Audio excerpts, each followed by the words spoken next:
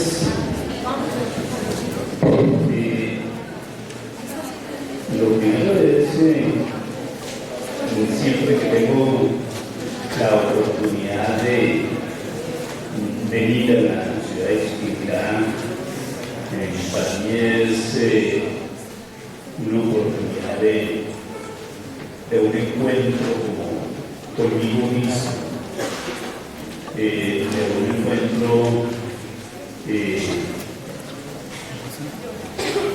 con mis antecesores. Mis padres eran boyacenses, mi padre de Sogamoso y mi madre de Chiquinquirá. Entonces, siempre que llego aquí encuentro como ese ambiente, ese calor de familia. Vamos a dedicar un tiempo en el día de hoy a mirar unas cosas muy cortas alrededor de un tema que hoy es lo que está moviendo todo tipo de discusiones académicas, de discusiones políticas, que inclusive de alguna manera se ha centrado como un elemento determinante de las discusiones de la campaña presidencial que se inicia como una competencia donde hay una gran presencia de corruptos y una gran presencia de anticorruptos. Vamos a hablar de ese tema de corrupción y vamos a tratar de mirar el tema de la corrupción desde una perspectiva un poquito distinta de las anécdotas, que siempre es lo primero que nosotros encontramos en cualquier charla acerca de la corrupción. Vamos a tratar de darle a eso un marco, si se quiere, filosófico, a partir de la teoría de la complejidad.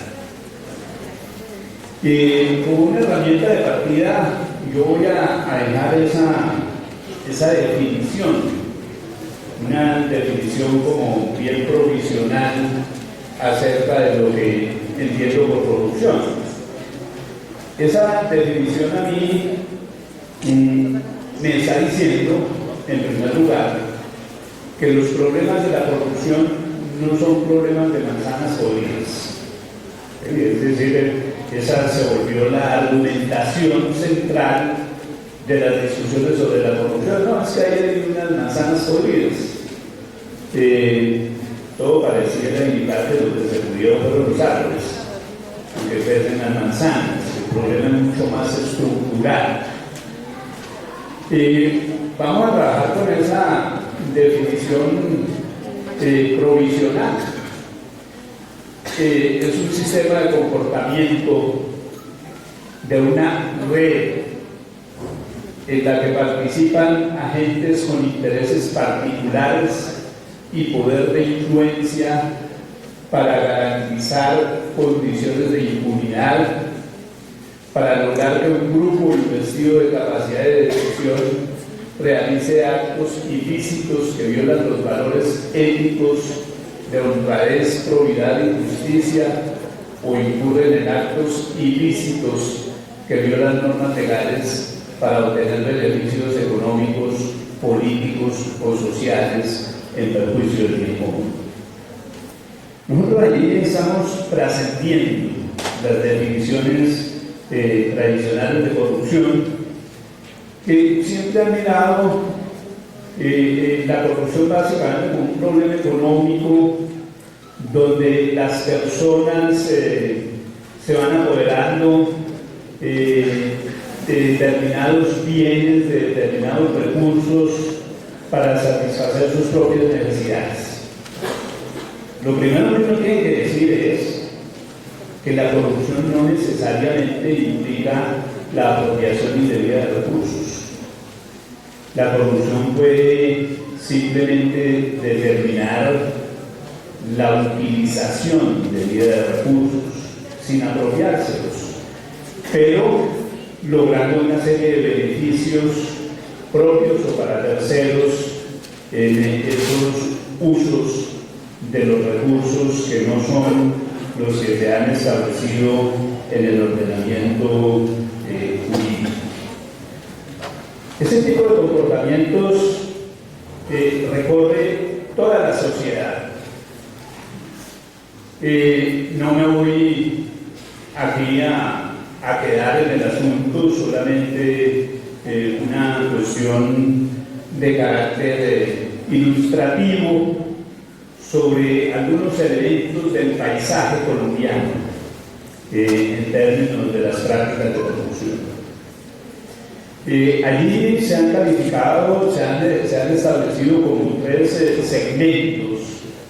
Uno es la corrupción estatal, el otro es la corrupción privada y un tercero es la corrupción que se desarrolla por la integración del Estado en los particulares.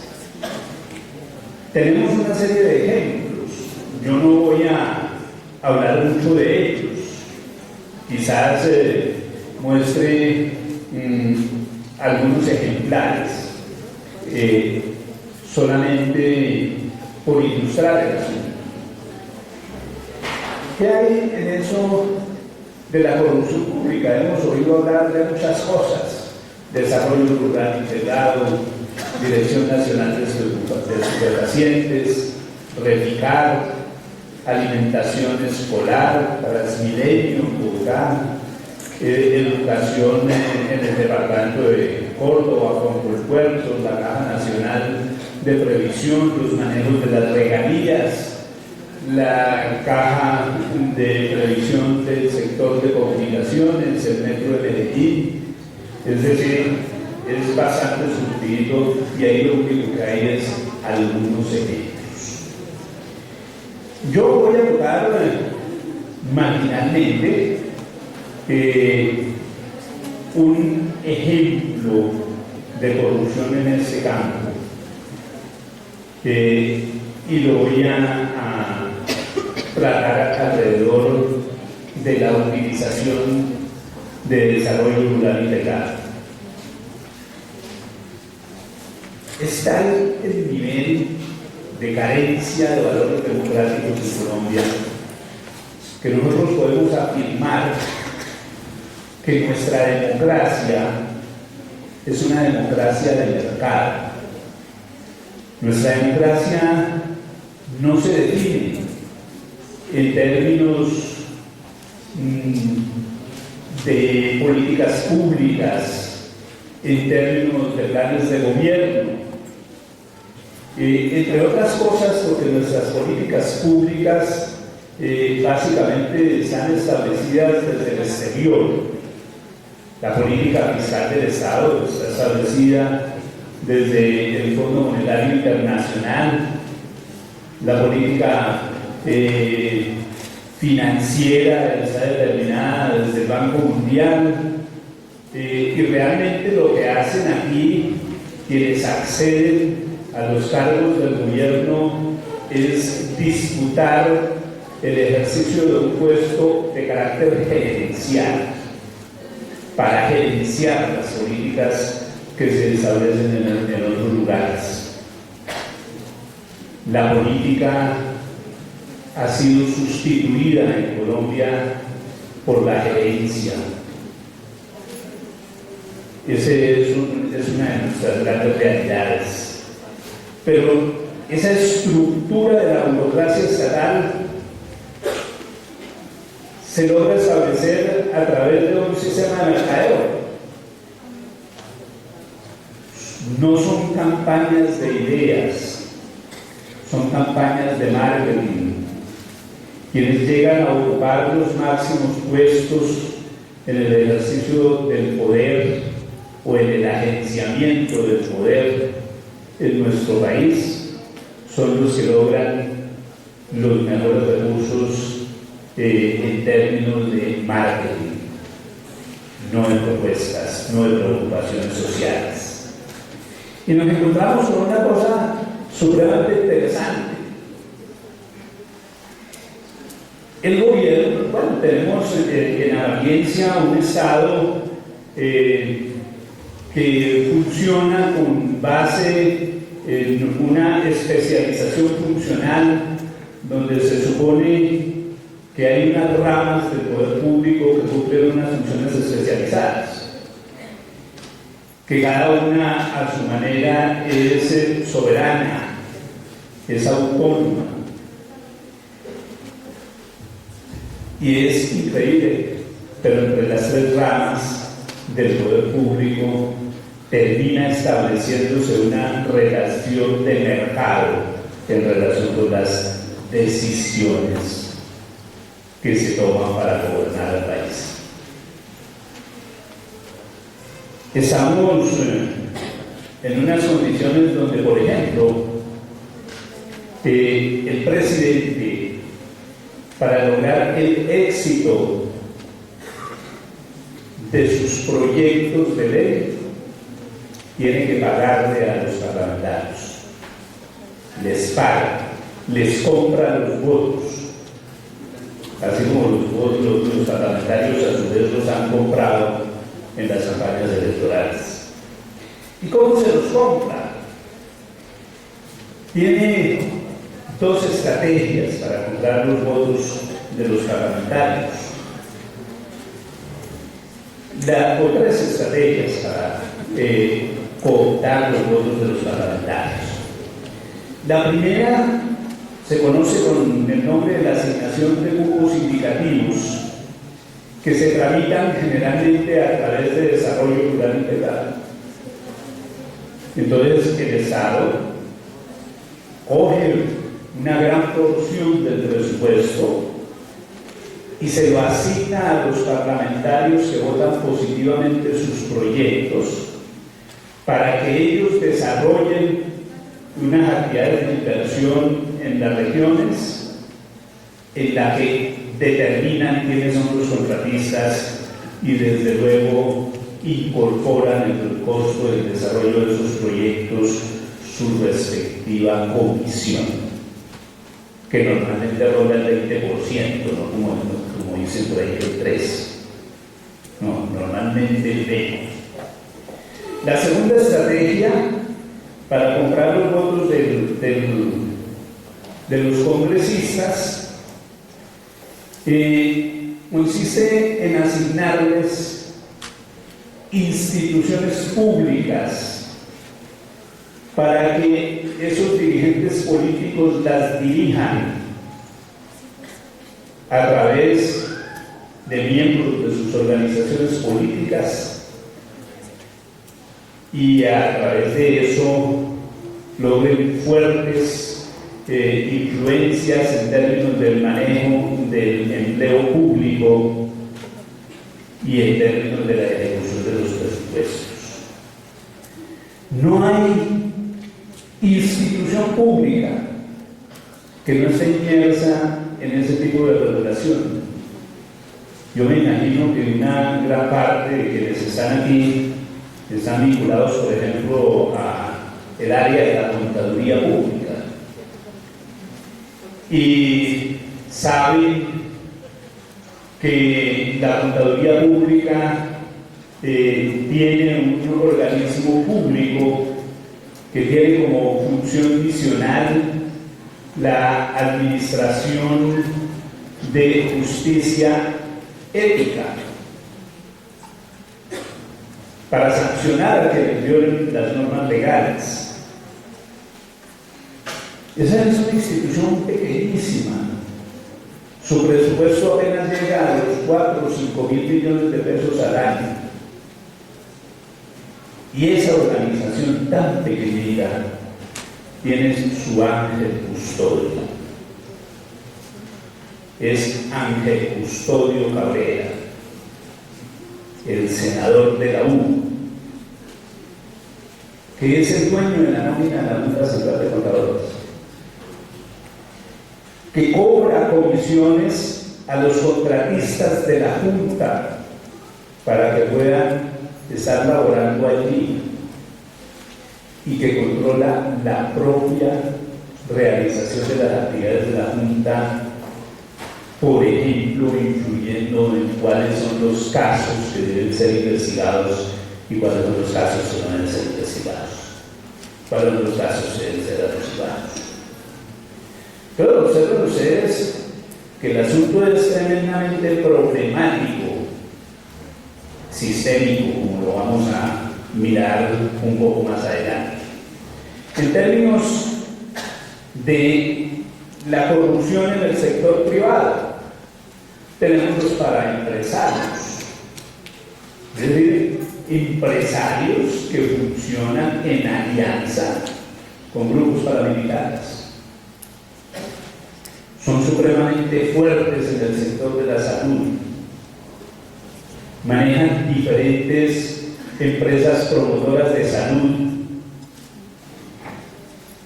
que tienen la característica de que la mayor parte de sus afiliados son empleados de instituciones públicas.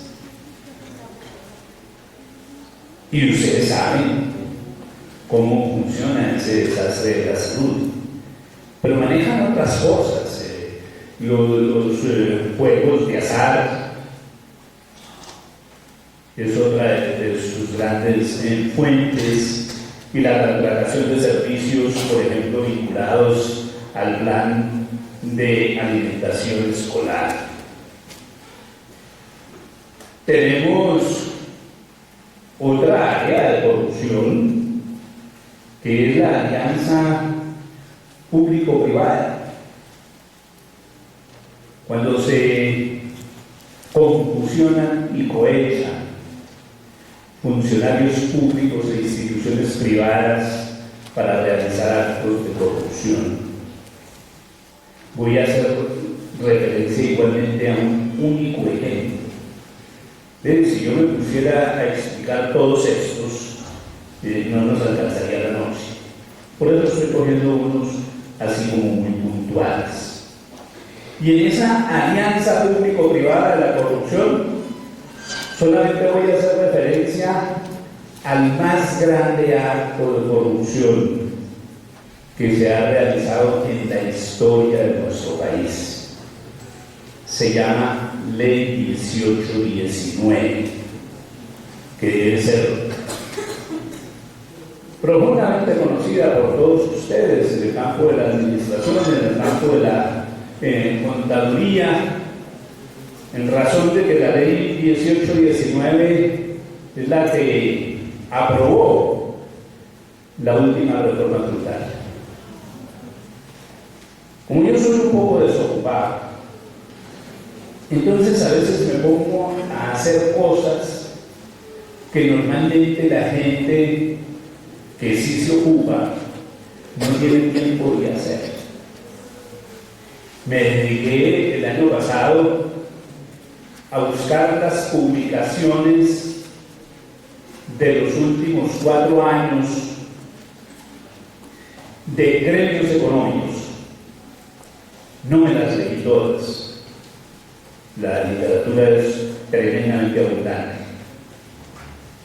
Leí solamente aquellas publicaciones en sus revistas que hacían referente a la política tributaria del Estado.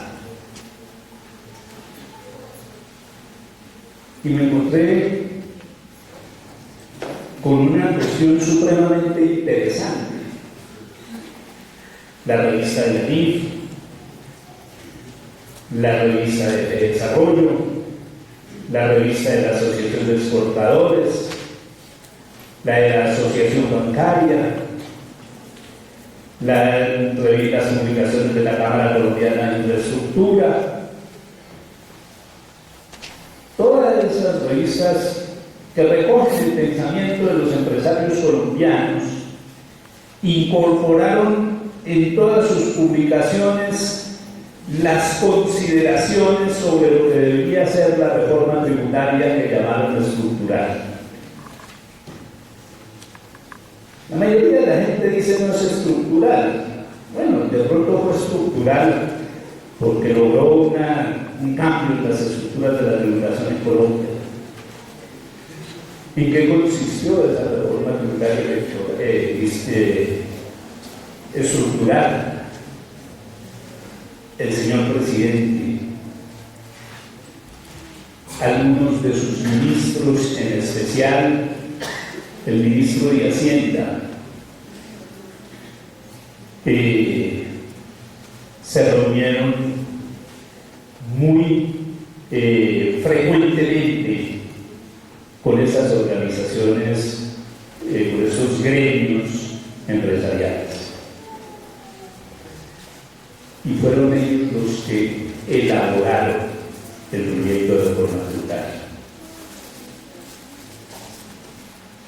Yo cogí ese proyecto de reforma tributaria y como yo no soy como Simón, intenté leerla cuidadosamente y puedo decirles que gasté mucho más de 100 horas leyendo ese proyecto de reforma tributaria. Y entonces uno queda tremendamente sorprendido cuando el Parlamento la leyó, la discutió y la aprobó en 6 horas. En 6 horas. Nadie ni siquiera se lee. ¿Qué era lo que había ocurrido? El gobierno negoció la reforma tributaria con los empresarios.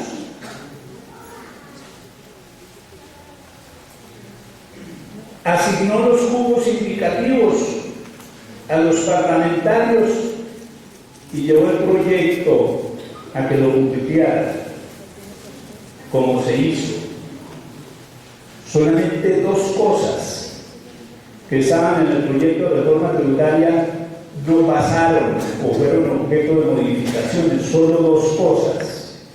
Una, por el interés de los propios empresarios, que era la intención de establecer una tributación sobre bebidas azucaradas.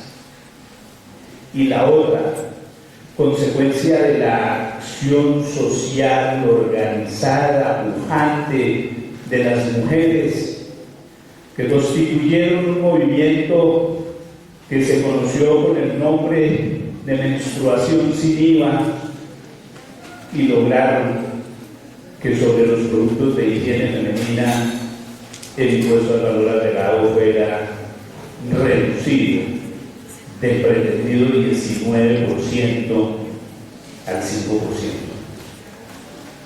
De resto, fue la reforma que propusieron los gremios empresariales. Y eso uno lo verifica cuando hace análisis financieros de los efectos de la reforma tributaria. Es decir, cuando uno entiende que el problema del ejercicio profesional no es simplemente aprender a aplicar normas, sino que es la necesidad de conocer el impacto que esas normas tienen sobre la sociedad.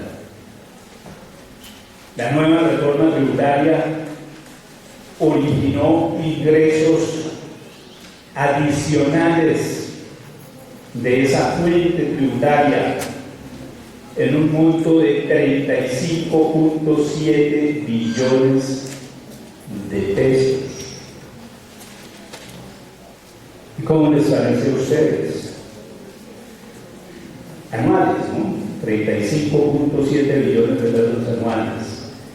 ¿Y cómo les parece a ustedes que esos 35.7 billones de pesos anuales de ingresos adicionales al gobierno únicamente le entran 10.3 billones?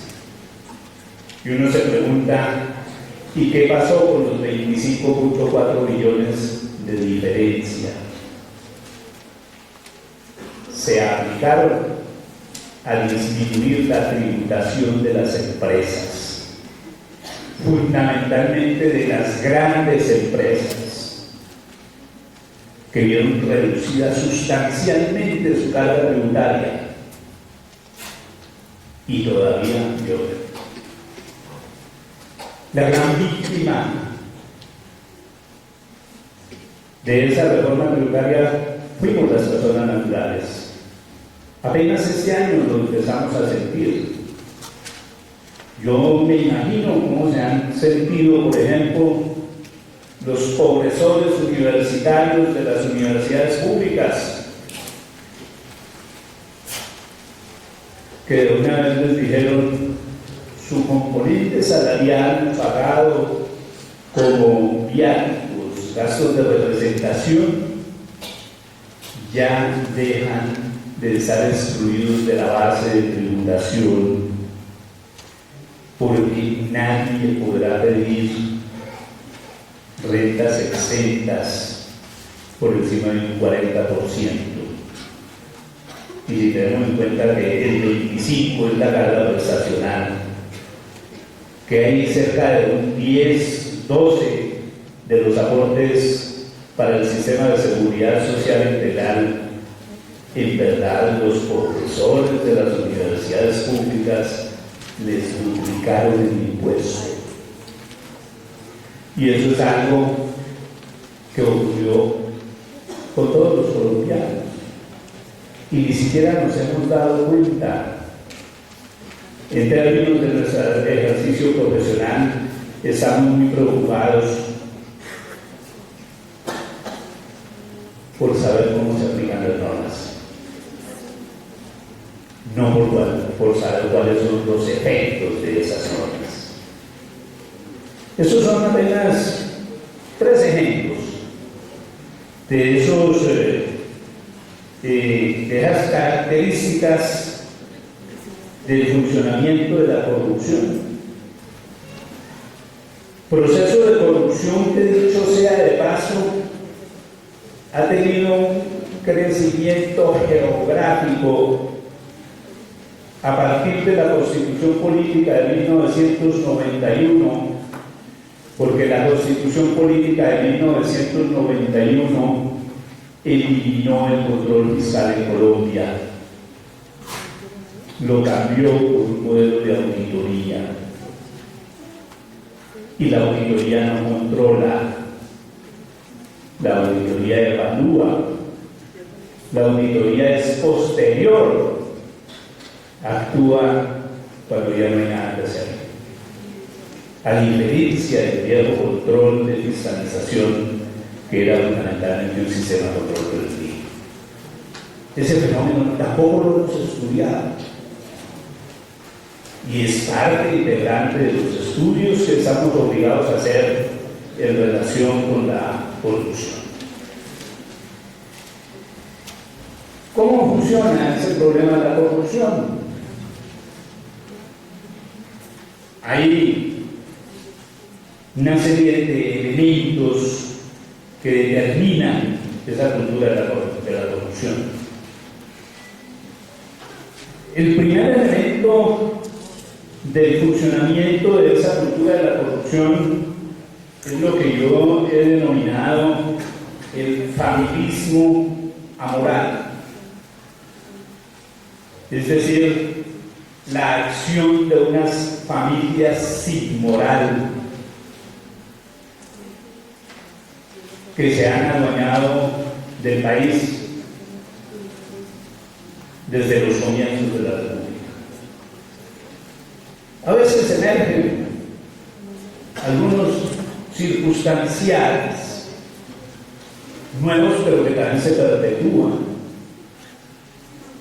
Todavía estamos hablando de la perpetuación de familias que consideran el Estado como el feudo que actúa para satisfacer sus apetitos, en familias tan tradicionales como arboledas, como mosqueras,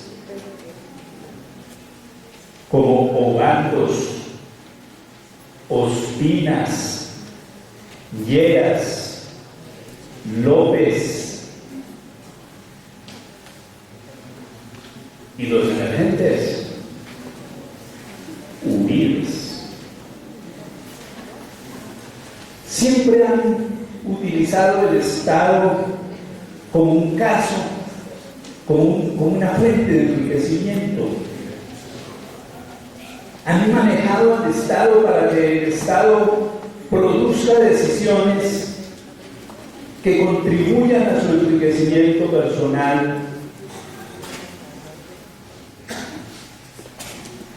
Uno queda totalmente sorprendido cuando, por ejemplo, observa el proceso de traición que se está desarrollando en el Congreso de la República frente a los acuerdos de paz por parte de la clase política que no quiere que se realicen esos acuerdos de paz porque ven profundamente afectados sus intereses.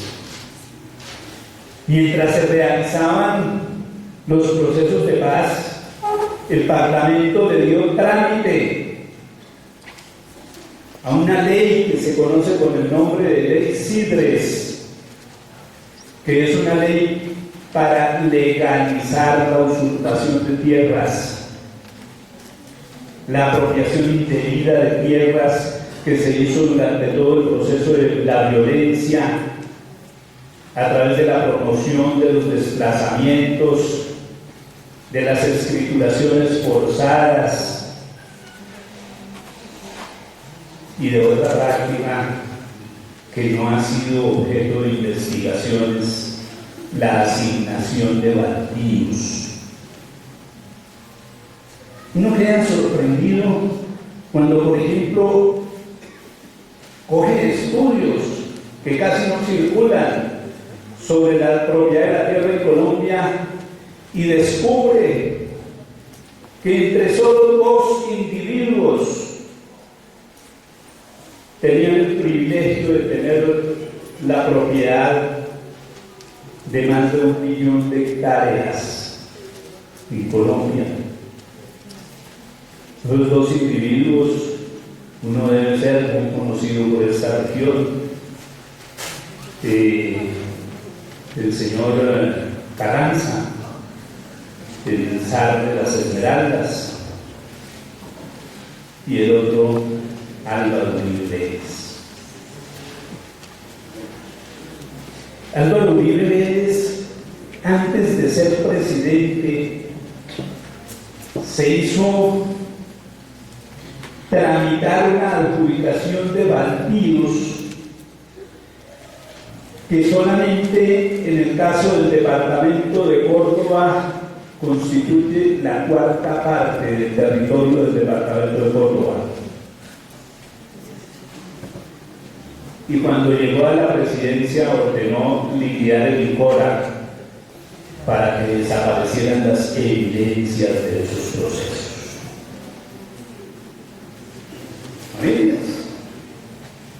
Familias que se han especializado históricamente en el saqueo de los recursos de la nación. Y en el otro extremo, la corporatocracia, las empresas.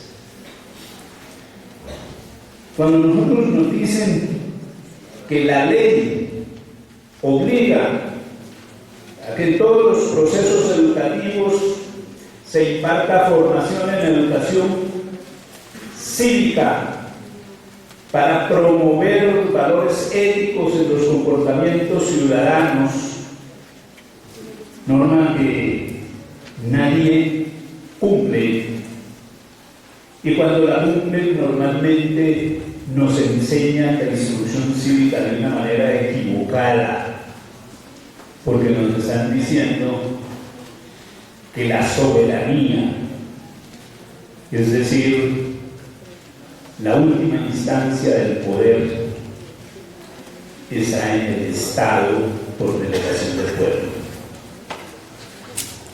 Esa es una afirmación falsa. En verdad, la soberanía como última instancia del poder está en las empresas. Las empresas son las que determinan las decisiones gubernamentales,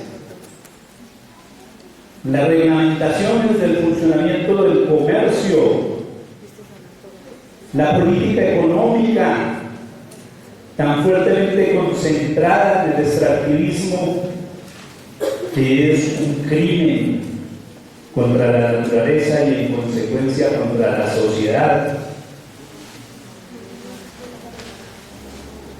son las que determinan las políticas financieras, las que definen que hoy la ciudadanía no es un derecho que se obtiene por haber nacido,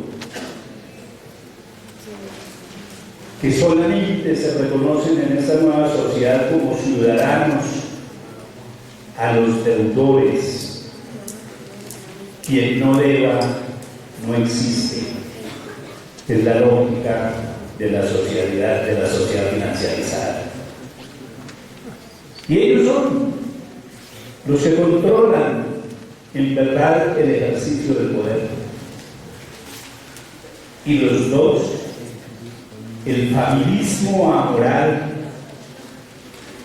y la corporatocracia empresarial, administran un sistema democrático que se constituye como una democracia verdad. Utilizan los recursos públicos para financiar las campañas de marketing político, lo presentan a la ciudadanía como si fuera la generosidad del candidato la que ha distribuido esos recursos orientados a coartar la libertad de sufragio. Las organizaciones empresariales financian las campañas políticas, inclusive por encima de la ley, que ha sido clara y precisa en establecer que ninguna campaña política puede recibir auxilios, financiamiento de empresas extranjeras. Todos han oído el problema de Odebrecht. Odebrecht financió las campañas de Uribe. Odebrecht financió las campañas de Santos. Odebrecht financió las campañas de Zuluaga. Y la justicia quedó al margen. Jurídicamente, la sanción por haber aceptado financiación de empresas extranjeras es la prohibición de que el partido o movimiento político que haya captado esas ayudas pierde el derecho de presentar candidato presidencial a la siguiente elección, lo cual querría decir en buen romance que en este momento ni el Partido Liberal, ni el Partido Conservador, ni el Partido de la U, ni el Centro Demoníaco tienen derecho a presentar candidatos presidenciales en términos de la ley. Pero no les dicen nada, porque esa democracia de mercado logra la elección de una serie de candidatos cooptados que cuando llegan a las posiciones de poder llegan a pagar los favores, a gobernar en favor de las empresas y familias que los financiaron, a emitir leyes para favorecer a esas empresas. Es cuando entendemos la lógica de las reformas tributarias, cuando entendemos la lógica de la financiarización de la seguridad social, en el sentido de que la seguridad social se le entregó a las instituciones financieras, fondos de cesantías, fondos de pensiones, recursos de la salud y ahora, en el cambio de modelo educativo, los recursos de la educación, porque la política es acabar la participación del Estado en la financiación de la oferta educativa y dedicar los recursos a la demanda educativa. Es decir, estudiantes estudien ahora y paguen después. Por eso el gran fortalecimiento, por ejemplo, del ICETEX como institución financiera y el debilitamiento de los presupuestos de las universidades públicas. Entonces, lo que aparece es un parlamento subordinado a la corporatocracia y el familismo moral, una administración clientelizada en la cual se localizan como altos funcionarios del Estado los altos ejecutivos de las empresas privadas, en lo que llaman la puerta giratoria. Van pasando de las funciones públicas a las presidencias de las más grandes corporaciones. Y desde luego, esto determina la emergencia de dos elementos tremendamente preocupantes. El primero, la justicia negociada. La administración de justicia entró en las leyes de la economía. Ya no se rige por el espíritu de la ley. La administración de justicia hoy se rige por la oferta y la demanda.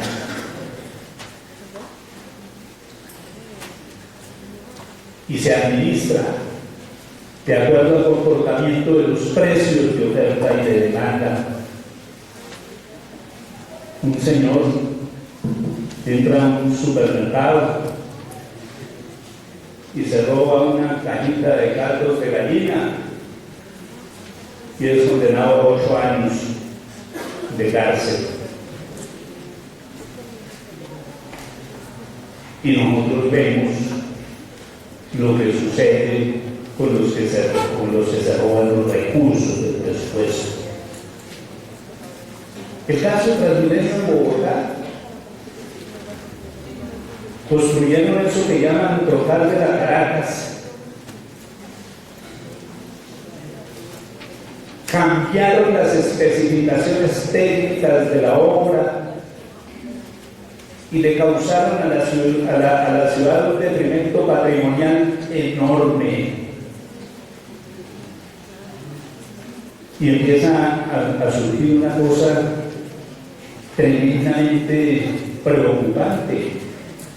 El director del IDU, el Instituto de Desarrollo Urbano de Bogotá, es condenado a unos 9 años de prisión. Y el alcalde de Bogotá, el responsable de la ejecución de esos contratos, es reelegido alcalde de Bogotá. Intocable. Uno de los funcionarios más corruptos de la administración pública, pero intocable. ¿Cómo se explica uno eso? De que el ejecutor ni siquiera sea llamado a una declaración libre, a una versión libre, y el funcionario medio sea condenado. A eso las tradiciones religiosas lo han denominado la estrategia de los chivos expiatorios. El asunto de los chivos expiatorios tuvo su origen en el templo de Salomón. El procedimiento consistía en que la gente pecaba distintos tipos de pecados. Además, pecar es muy fácil, ¿no? Todos ustedes, que son fervientes católicos, saben que leer horóscopos es pecado mortal. Y me imagino que llevar la lectura del horóscopo reiteradamente, pecado mortal. Y entonces la gente que sabía que ya no estaba en gracia de Dios, porque había roto su alianza por la conducta pecaminosa, hacía un sacrificio. Sacrificaba un chivo en el templo de Salomón. Los olores eran terribles en el templo de Salomón. La estrategia del chivo expiatorio. Chivo, pague usted porque yo he pecado. Una figura muy practicada en la administración de justicia. Los grandes no son tocados. Por ahí los niveles medios o los niveles bajos. Miren quiénes van a ser todos los condenados de los papeles de Panamá: contadores y revisores fiscales. Y la otra justicia es la justicia paralela, es la justicia privada, la que se monta como un sustituto de la justicia constitucionalmente definida. Los tribunales de arbitramiento. Ustedes saben hasta dónde llega la temeridad de esos tribunales de arbitramiento. Acaban de emitir un fallo del Tribunal de Arbitramiento de la Autopista del Sol, determinando que a Odebrecht se le deben restituir todos los derechos contractuales en el desarrollo de ese proyecto. Así funciona la justicia paralela. Los tribunales de arbitramiento son mecanismos judiciales entre particulares que se pactan para proteger la reproducción del capital. Uno pensaría que la justicia sería el mecanismo que pudiera establecer controles en relación con la corrupción, pero ha sido sustituido, ha sido eliminada la justicia. De una parte, con la justicia negociada, la práctica de los chivos expiatorios, y de otra parte la sustitución por los mecanismos de justicia privada. Parece que con toda esa estructura nuestro Estado está capturado por esos dos grandes poderes de la corrupción: el familismo amoral y la corporatocracia. Y que quedan pocas oportunidades para entrar a corregir esta situación.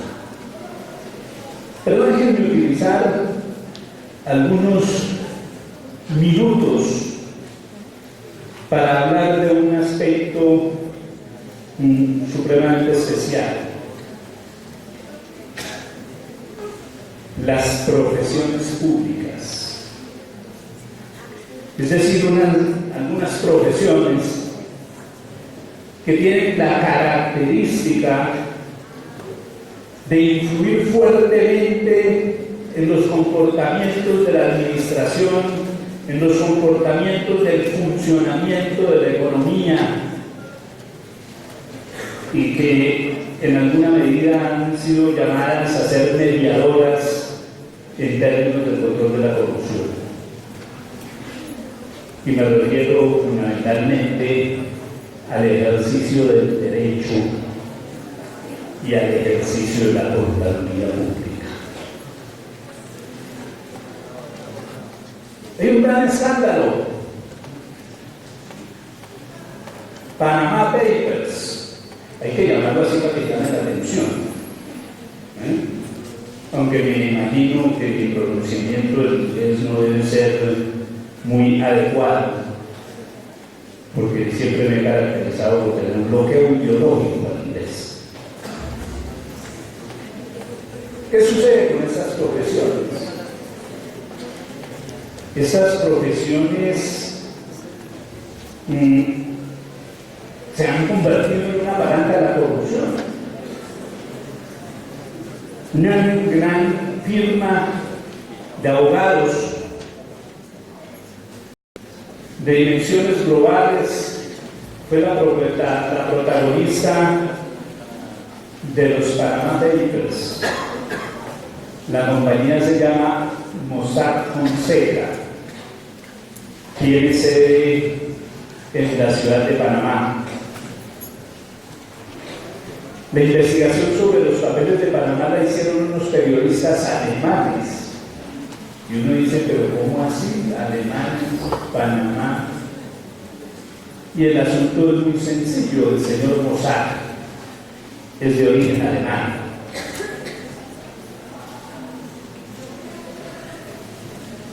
Heredero de agentes del nazismo. Y el señor Fonseca es un político panameño. Descubrieron que allí en las actividades de esa firma de abogados, se realizaban unas prácticas tremendamente corruptas, comprometidas fundamentalmente con el lavado de activos y la evasión tributaria, a partir de la constitución de lo que se denominan empresas offshores más allá de la playa, literalmente, pero conceptualmente más allá de las fronteras, que normalmente son empresas de papel. Descubrieron cómo empresas del prestigio de Siemens, que tiene como eslogan de su mercadeo la expresión contratación sin mordidas, desde los años 50 constituyó una empresa offshore en Islas Vírgenes, a partir de la cual se giraban las comisiones por la obtención de contratos para esa empresa, como el contrato de toda la funcionalidad tecnológica del metro de Medellín.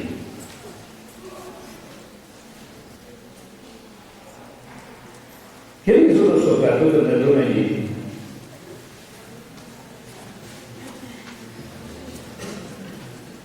Un alcalde que fue destituido por nexos con el narcotráfico y que después fue gobernador de Antioquia y luego presidente de la República y luego senador de la República.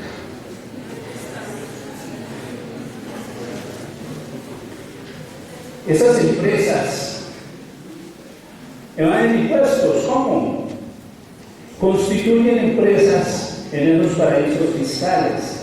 A través de esos paraísos fiscales facturan materias primas que importan, por ejemplo, empresas colombianas sobrefacturadas. Y a través de esas empresas compran los productos de las empresas colombianas subfacturados. De tal manera que esas grandes empresas terminan trabajando como por hacernos el favor de dar trabajo a los colombianos porque ellos no ganan nada, pero las ganancias se acumulan en los paraísos fiscales. Facturan costos inexistentes, fundamentalmente costos de asistencia técnica y de asesoría técnica. Ustedes han oído hablar mucho en esos días de esas prácticas por la intervención de la Fiscalía en una empresa de origen boyacense, ¿no? Servientrega y su hijito natural Efecto. Prácticas corruptas realizadas por abogados que manejan todo ese mercadeo de personerías jurídicas para promover esas actividades de lavado de activos y de evasión tributaria. Y las otras empresas de esa naturaleza son las empresas contables.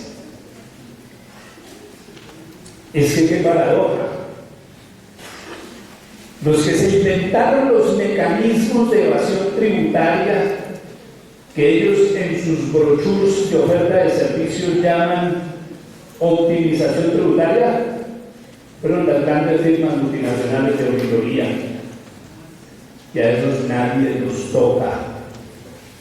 Los respetan profundamente. Tenían delegado en la comisión de sabios que tuvo la responsabilidad de elaborar el proyecto de reforma tributaria estructural. Imagínense la cantidad de recomendaciones, y a esas empresas no se les ha dicho nada. Pero esas empresas nos están generando un problema supremamente fuerte. Los contadores públicos en Colombia son dadores de república. Cuando los contadores públicos emiten dictámenes y atestaciones, están construyendo presunciones judiciales de veracidad y de legalidad de los actos descritos en los informes que dictaminan. Y se les ha dado esa posibilidad porque ellos piensan, o la sociedad pensó, que los contadores tienen altos valores éticos que parten de un valor fundamental, que es el valor de la independencia. Pero ¿cómo funciona eso del valor de la independencia?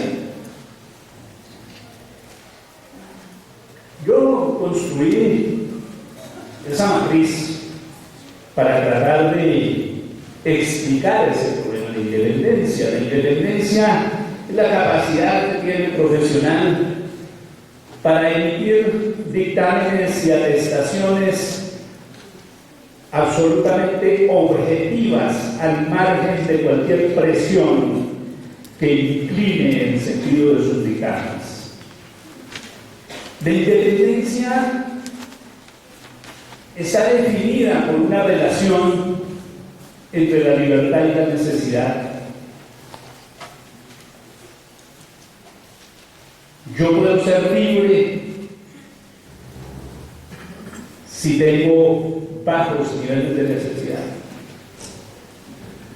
Si yo tengo altos niveles de libertad y bajos niveles de necesidad, puedo actuar con independencia. El asunto es que si yo tengo altos niveles de necesidad, eso termina expresándose en bajos niveles de libertad.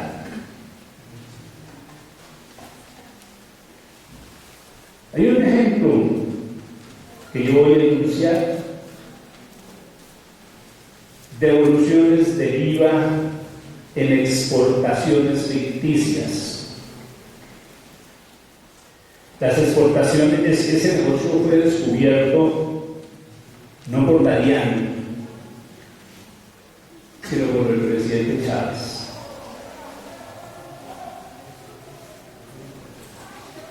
Esos eran los motivos por los cuales le tienen tanto terror al pastorchavismo, ¿no?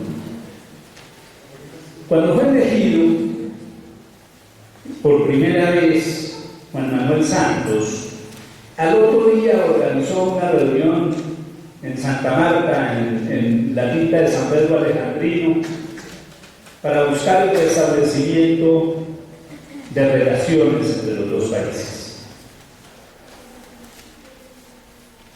Santos dijo: yo no voy a llegar a las 12 en punto para que vea que me estoy muriendo del hambre y de establecer relaciones con él. Y llegó a la 1:30. Y Chávez llegó a las 3. Se tiraron el almuerzo y empezaron las negociaciones. Digo, restablezcamos relaciones. Sí, restablezcamos relaciones. Y entonces Santos le dijo: pero mándenme esos guerrilleros que tienen ahí en la frontera. Y Chávez le dijo: pero mándenme esos golpistas que trabajan en la Universidad Sergio Arboleda, en Bogotá. Es decir, era la misma discusión que se había dado con el gobierno Uribe y que no iba a permitir que nunca se restablecieran las relaciones, pero tomaron una posición pragmática. Dijeron: metamos esos puntos en la agenda, es decir, no hablemos más de eso y restablezcamos relaciones. Y una vez Juan Manuel y Rafael Hugo Chávez Frías restablecieron relaciones comerciales y políticas, se volvieron los mejores amigos, y eso le dio autoridad a Santos para decirle: como ya tenemos relaciones, ¿por qué no me hace un favor?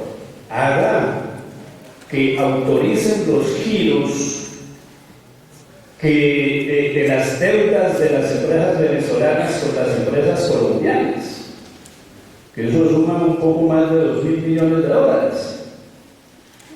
Y Hugo, su gran amigo, le dijo: claro, Juan Manuel, de inmediato, previa auditoría. ¿Cómo así que previa auditoría? Le dijo: sí, es que hemos descubierto que los empresarios venezolanos hacen importaciones ficticias,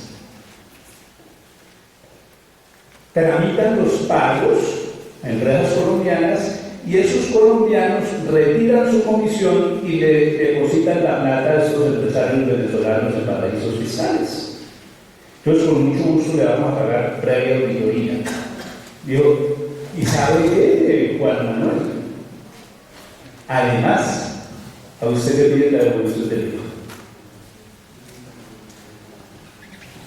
Juan Manuel nombró una comisión para que investigara el asunto de las devoluciones del IVA en la DIAN, pero presumió que eso no iba a llegar a buen puerto y nombró otra comisión para que habilitara la comisión de la DIAN. Eso dio origen a un nuevo organismo de control que tiene por objetivo vigilar la administración tributaria del país.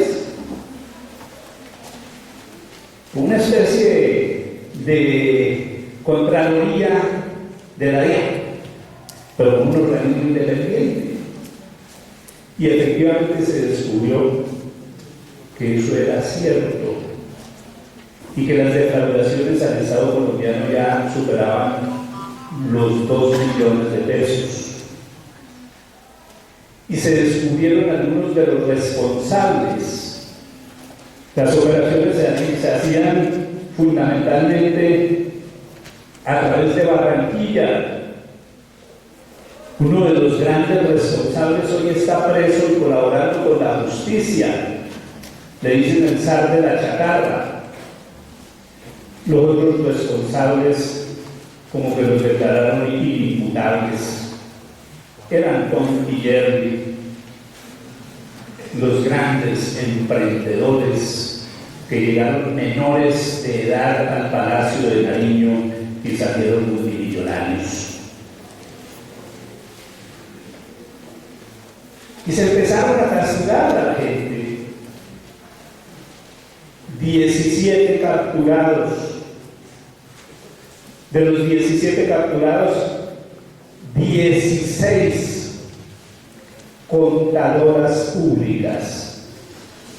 Y hago énfasis, contadoras.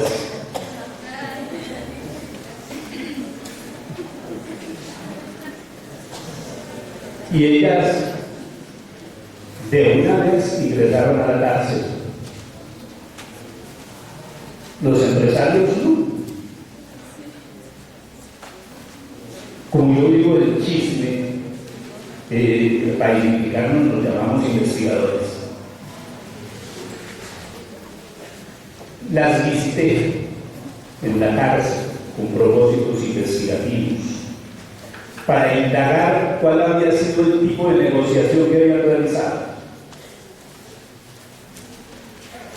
Y me dijeron, ninguno.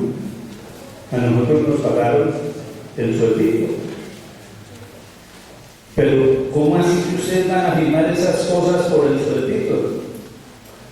Y es cuando uno se desgarra a la vida de esa tragedia humana. La gran mayoría de madres solteras, cabezas de familia. Nosotros necesitamos trabajar. Y si no lo hacíamos, nos echaban. Y nosotros no podíamos darnos el lujo de quedarnos sin trabajo, porque nuestros hijos, nuestros hermanos, nuestras madres, la necesidad les eliminó la libertad. Esas son las tragedias que nosotros también deberíamos de conocer. Porque cada vez que aparece un escándalo donde se vinculan contadores, todo el mundo se llena la boca de saliva diciendo, por no cumplir la ética. ¿Y dónde está el análisis humano de esas situaciones? Yo no justifico esas conductas antiéticas, pero pienso que la profesión debería moverse como un organismo social para cambiar esas relaciones de prestación de servicios que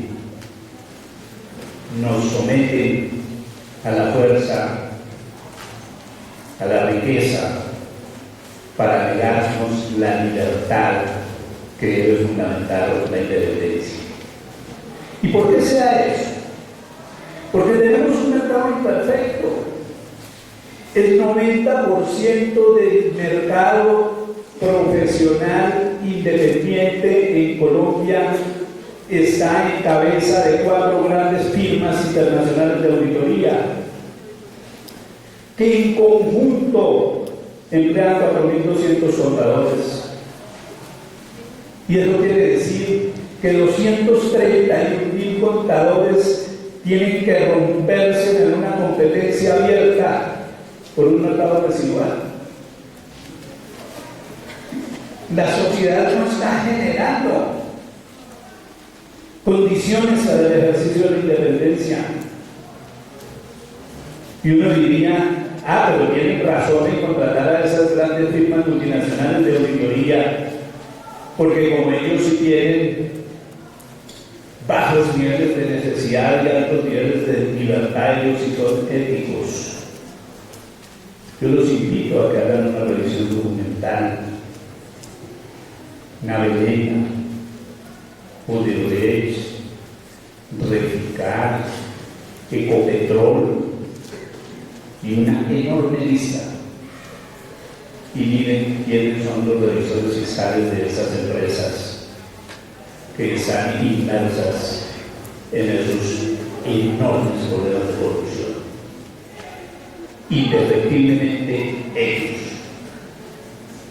Para ellos el prestigio de corruptos parece ser su mejor presentación de mercado frente a un empresariado también corrupto.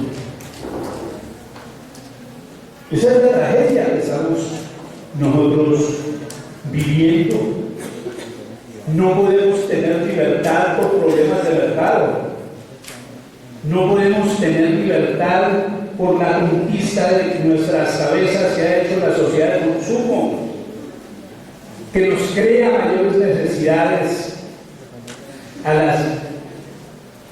o mejor, que sustituye los deseos por necesidades, o las necesidades por deseos, impulsándonos a un consumo sin fin. Uy, qué tal una niña ir a 2 fiestas con el mismo vestido. Tiene que comprar un vestido para cada fiesta. Por eso ahora los venden desechables, de papel y de distintos sabores. Regulación. La regulación que nosotros nos están estableciendo nos niega la libertad. Tienen que usar estándares internacionales, y los estándares internacionales de información financiera son una estrategia internacional de la corrupción que se orienta a producir información sobre sueños, sobre ilusiones y no sobre lo que hacen las empresas. Y en la práctica tenemos 2 regulaciones paralelas. Una en el Código de Comercio que dice la información contable debe representar los hechos que afectan los patrimonios de los comerciantes, y otra en los estándares internacionales se dice la información contable debe mostrar los pronósticos de mercado de los comerciantes. Son 2 cosas totalmente distintas que nos quieren mostrar como iguales. Hay 2 legislaciones paralelas. Y cuando una persona se enfrenta a legislaciones paralelas, las legislaciones se anulan mutuamente y llegamos a una sociedad de la anomia, una sociedad que en la práctica vive sin normas. Lo mismo sucede con el problema de control. Los revisores fiscales tienen funciones de vigilancia, y los estándares de aseguramiento están hechos para hacer evaluación.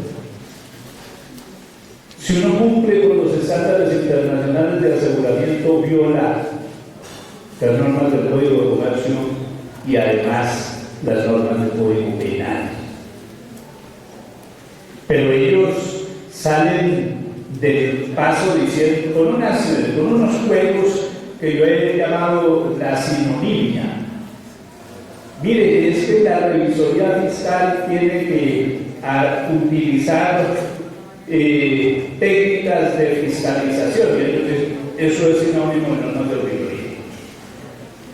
¿Sinónimo? La revisoría fiscal es fiscalización, la auditoría es evaluación. Esos son sinónimos. Nos llenaron de sinonimia, y esa sinonimia ha conducido a una disonancia cognitiva. Es una enfermedad psíquica del aprendizaje, donde uno coge un texto y lee lo que quiere entender y no lo que dice el texto. Y eso lo fortalece sobre una autoridad ignorante, como la que se expresa en las superintendencias de sociedad, en las superintendencias en general y en el Consejo Técnico de la Copiaduría Pública. Sí, autoridad ignorante. Y de ese modo nos han sometido a un campo de ejercicio profesional que se caracteriza por la baja libertad, por la alta necesidad, y que nos hace así prisioneros, sujetos de las pretensiones empresariales. Ese es nuestro panorama. ¿Tenemos posibilidades? Yo siempre pienso que sí, que aún hay esperanza. No una esperanza en el sentido religioso, fundamentada en la promesa de otra vida, sino una esperanza definida como una construcción social que reivindique nuestros derechos, que nos permita la participación, que reconstruya la democracia para establecer una nueva sociedad.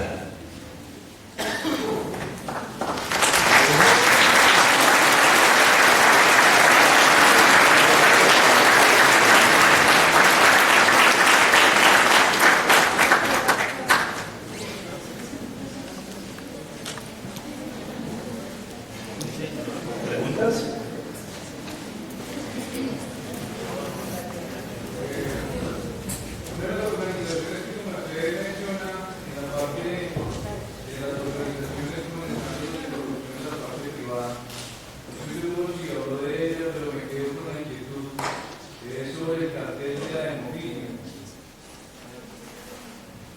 Sí, lo que sucede es que yo les comenté que yo no iba a profundizar en toda la casuística porque no nos alcanzaría la noche.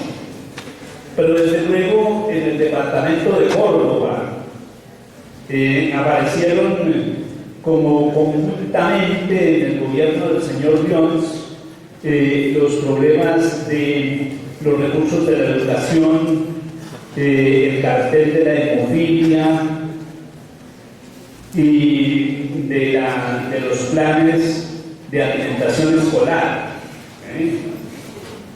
que originaron las prácticas de justicia negociada más conocidas de la actualidad.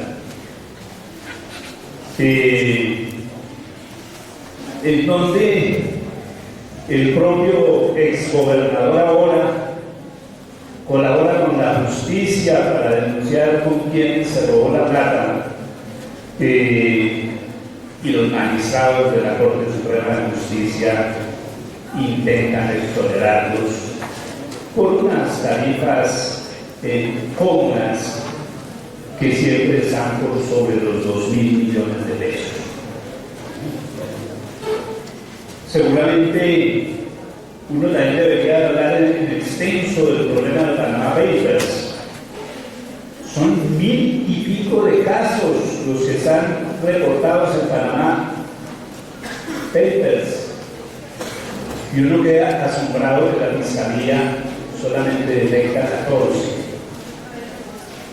No detecta los casos del exgerente de Ecopetrol, que tenía cuentas en paraísos fiscales, del ministro de Hacienda, del director de Caracol Radio, Noticias Caracol Radio, y toda una serie de personalidades de alto pedigrí no los tocan. Seguramente ellos tienen los recursos para la justicia negociada.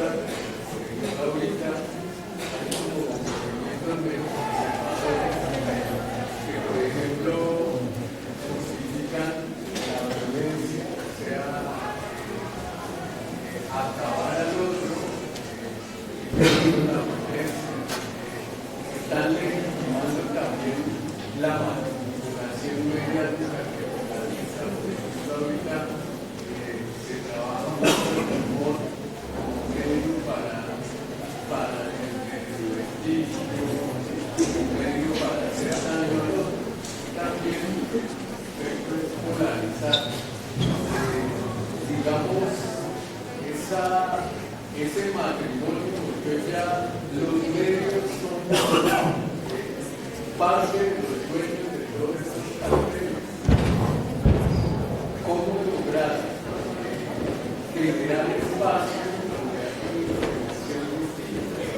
porque hoy en día uno encuentra estos espacios académicos son sobre la historiografía, sobre la historiografía, las líneas, o sea, los espacios académicos ya no dialogan que otra cosa, sino cuál es la última regla. Mientras